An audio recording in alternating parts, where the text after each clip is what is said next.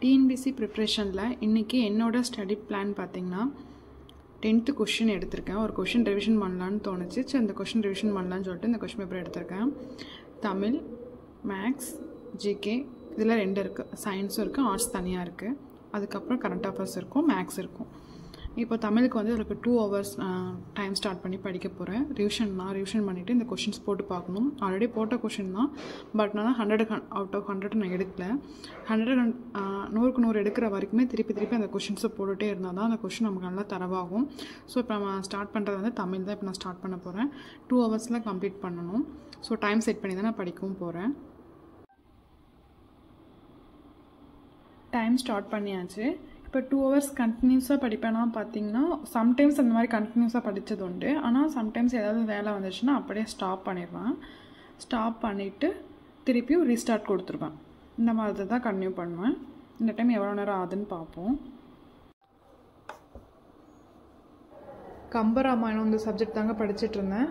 Once இது வந்து புதுசாக படிக்கிறோம் அப்படின்னா இதோட ஸ்டோரியை கேட்டுட்டு படித்தா கொஞ்சம் ஈஸியாகவே இருக்கும். நான் ஃபஸ்ட் டைம் படிக்கும்போது இந்த கம்பராமாயணம் லெசன் யூடியூப்பில் இருக்கும், அதை பார்த்துட்டு தான் படித்தேன். நான் படிக்கும்போது நான் கேட்டதெல்லாம் எனக்கு ஞாபகம் வந்துச்சு. அதில் கதையெல்லாம் கேட்டுட்டோன்னா நம்ம படிக்கிறதுக்கு அந்த நேம்ஸ்லாம் வரும்போது ரொம்பவே ஈஸியாக இருக்கும்.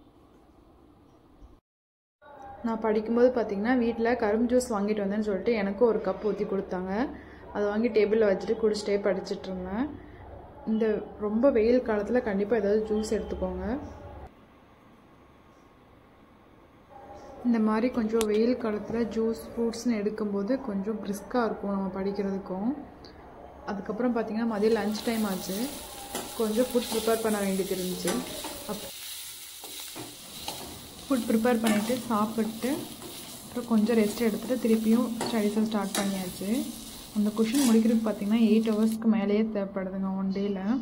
ஃபுட் பார்த்திங்கன்னா இன்றைக்கி சாப்பாடு, சாம்பார், உருளைக்கிழங்கு பொரியல், கீரை. இப்போ பார்த்திங்கன்னா 2 hours தமிழ் முடிச்சுட்டு டெஸ்ட்டும் போட்டு பார்த்துட்டேன். டெஸ்ட்டில் பார்த்திங்கன்னா ஒரு 7-8 கொஸ்டின்ஸ்க்கு மேலே தப்பாச்சு. இந்த பாட்டோட லைன்ஸ் வந்து இன்னும் கொஞ்சமே நல்லா தெளிவாக படித்தா தான் அட்டன் பண்ணுற மாதிரி இருந்துச்சு கொஸ்டினில்.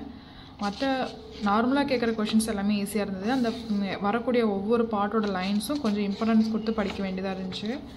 ஸோ இப்போ நெக்ஸ்ட்டு சப்ஜெக்ட் ஸ்டார்ட் பண்ணுறதுக்கு முன்னாடி நான் பண்ண மிஸ்டேக்ஸ்க்கு வந்து ஒன்ஸ் பார்த்துடலான்னு சொல்லிட்டு அதுவே ரிவிஷன் பண்ண ஸ்டார்ட் பண்ணிட்டேன். பேக் சைட்லேருந்து இப்போ முன்னாடி இருந்து படிச்சுட்டு வந்தேன். இப்போ பின்னாடியிலேருந்து இந்த பார்ட்டில் என்ன கொஞ்சம் நல்லா இம்பார்ட்டன்ஸ் கொடுத்து படிக்க ஸ்டார்ட் பண்ணுறேன்.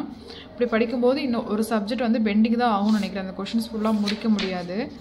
மற்றபடி மேக்ஸ் போட்டுட்டேன். மேக்ஸ் ஃபுல் மார்க் வந்துடுச்சு. நான் தமிழ் டெஸ்ட் எழுதும் போதே மேக்ஸும் ஃபுல்லாக போட்டேன். மேக்ஸ்க்கு வந்து நான் அவ்வளோவா இம்பார்ட்டன்ஸ் கொடுத்து பார்க்குறதில்ல. கொஞ்சம் ஈஸியாக வந்துடும் அப்படிங்களா. நான் எதையுமே அப்படி நம்பவே கூடாது. கண்டிப்பாக அதுக்கும் டைம் ஸ்பெண்ட் பண்ணி பார்க்கணும். மேக்ஸ் ஃபுல் மார்க் வந்துடுச்சு.